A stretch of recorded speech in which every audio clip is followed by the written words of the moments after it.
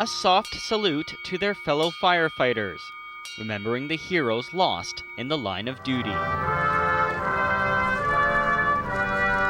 Rebecca Erskine remembers Ottawa firefighter Mark Johnston as a husband, father, and firefighter through and through. A very honorable man who was honored to be a firefighter every day of his life, and I'm sure he's looking down upon this today, and he is humbled yet again. Hundreds of firefighters across the country gathered at Parliament Hill. For the families of the 16 fallen, it's a time of both painful reflection and overwhelming pride. I think that it does help bring a sense of completion to the families. I think it helps them recognize that there's honor in what they did. This memorial not only honors those who died on duty, but also the brave men and women who spent their final days fighting for their fellow firefighters. Today, 8 of the fallen honored died of work-related illnesses. Jacqueline Thibodeau's father, Patrick, fought to have his brain cancer recognized as work-related. She says even after death, her dad's memory is helping save lives. It's a very emotional time for all the families, and it just definitely brings back memories, and I'm glad that he's being recognized for what he's done for everybody. Safer also because of Mark Johnston. The 43-year-old lost his battle with colon cancer, though his 8-year-old son Trent and 6-year-old daughter Laura will always have a hero. And to realize that their daddy is being recognized for the hero that he is and for what the price he paid, it's wonderful. John Hua, CTV News.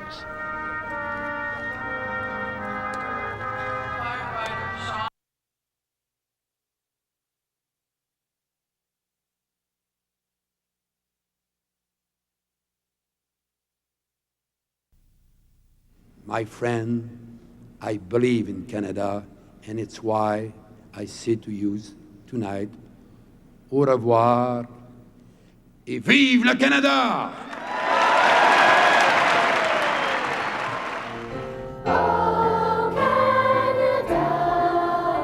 Toronto's Regent Park School of Music Choir launched the gala for Jean Chrétien. Liberals from the present and the past paid tribute to the soon-to-be former Prime Minister. Prime Minister Chrétien, we have long known you as the little guy from Shawinigan who just keeps going and going. And your hard work and dedication have brought you to where you are today.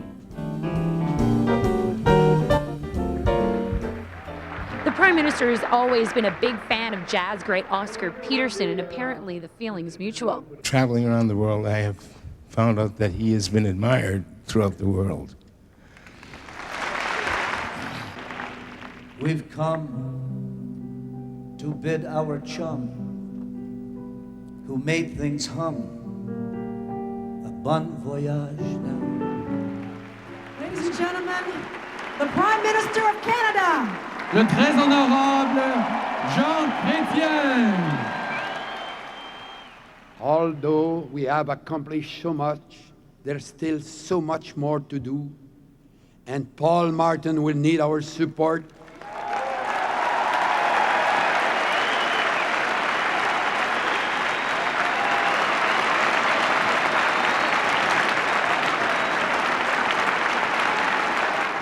And I can assure Paul that you have my support.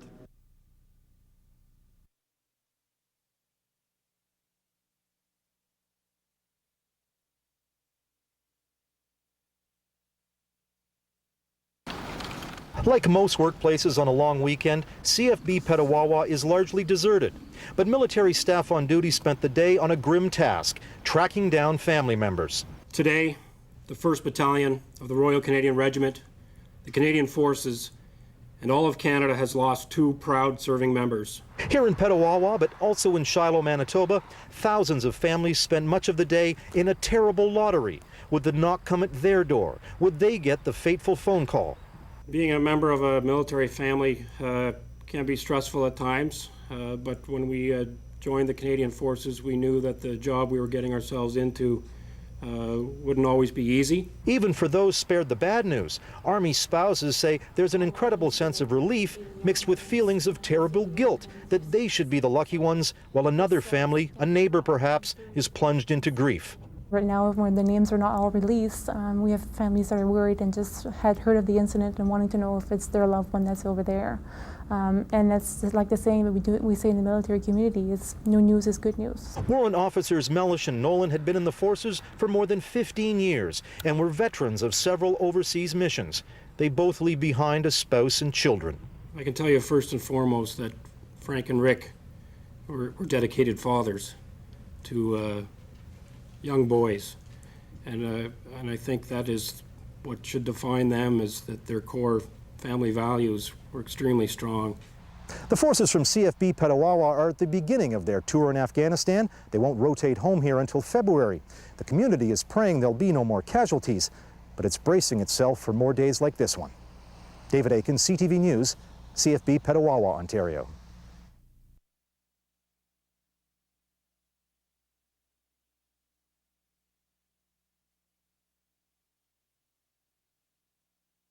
Forces the turnover, centering pass, Dawes! Big game experience. It can make you, or maybe it can destroy you. In alone, and Fleury plays it away from Briscoe! 3 years ago, the gold medal match of the World Junior Championships. Marc-Andre Fleury's mistake cost Canada gold. You learn from your mistake, and it's always, like you said, good or bad, it's an experience that you get, and try to learn from it. It took Fleury until this year to find his game and become a goalie good enough to lead his team to the playoffs. For the Senators, it's Captain Daniel Alfredson who's been the leader of a team that too often falls short at playoff time. Has experience made him wary of playoff pressure? Hardly. I think, you look at it, it's a great opportunity for us. I think we've got a really good team. I feel good about myself, where my game is, and really excited to get this going. The media crush, the intensity of every game, every shift. It may be hard to get your head around if you've never lived it. If we're underdog because of that, we're happy about it. A lot of people are talking unexperienced and everything, and Senators have a lot of pressure on their shoulder. We don't, because nobody has been in the playoff. The Senators have lived it. The question still to be answered, does it make them stronger?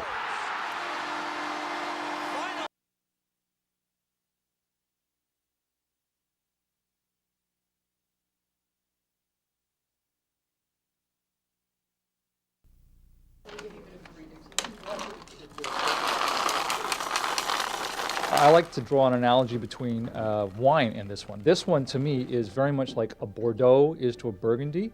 It's got just this real complexity of flavor and an aftertaste that's really great. It just kind of says hello to your mouth. It's best in town. Clearly, the Java poured at Franchesco's Coffee Company in Ottawa isn't your average cup of joe. Then again, the story behind this place is also pretty unusual. In this world of aggressive, raunchy coffee, here we have an elegant product that's got good flavor. There's some secrets that improve our product dramatically. The secret to Pietro Camino's coffee is far away in northern Italy, where his ancestors are from. After the high-tech bubble burst, he spent months there, learning coffee secrets from his family. Little did Pietro know that he was in for a huge career change when he got laid off from his programming job a year and a half ago. I guess fate forced my hand, and I just went for it. I thought, this is an omen, I have to go with this. In Italy, Pietro picked up 45 family recipes, some nearly 100 years old. My grandfather, he started roasting coffee many, many years ago, I think sometime after the First World War. That's who the coffee shop is named after. We're using his bag of tricks. And you won't tell, because it's a secret. Oh, it has to go down with me. Yeah. Great. Take that to the grave. Pietro says he has faith in the future of his old world coffee recipes, and he's not planning a return to high tech anytime soon. At Franchesco's Coffee Company in Ottawa, I'm Aphrodite Salas for City Pulse.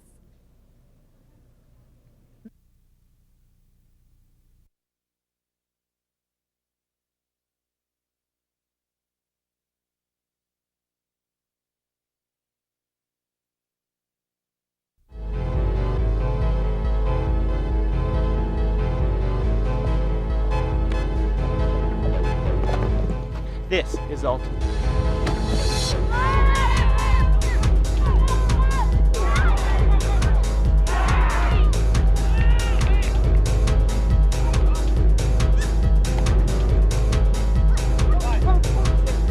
Ultimate is a fast-paced, non-contact sport invented by New Jersey high school students in 1967. It's a combination of many sports you already know. It has the passing, kickoffs, and scoring of football, the field movement of soccer, the pivoting of basketball, and the jumping and agility of volleyball or badminton. It's kind of like Frisbee football, but there's no contact, you can't run with the disc, and you are the referee. You should choose to force either home or away at the start of each point. Forcing home means making the offensive player throw toward the side of the field where your sideline players are standing. Forcing away means making them throw toward the opposite sideline.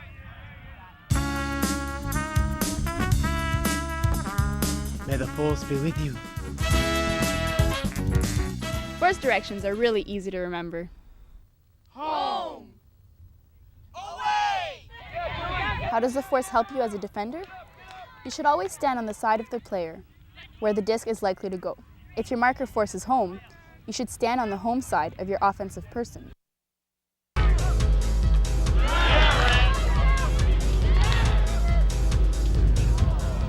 So Katie, what kind of equipment do you need for Ultimate, and how do you set up the field?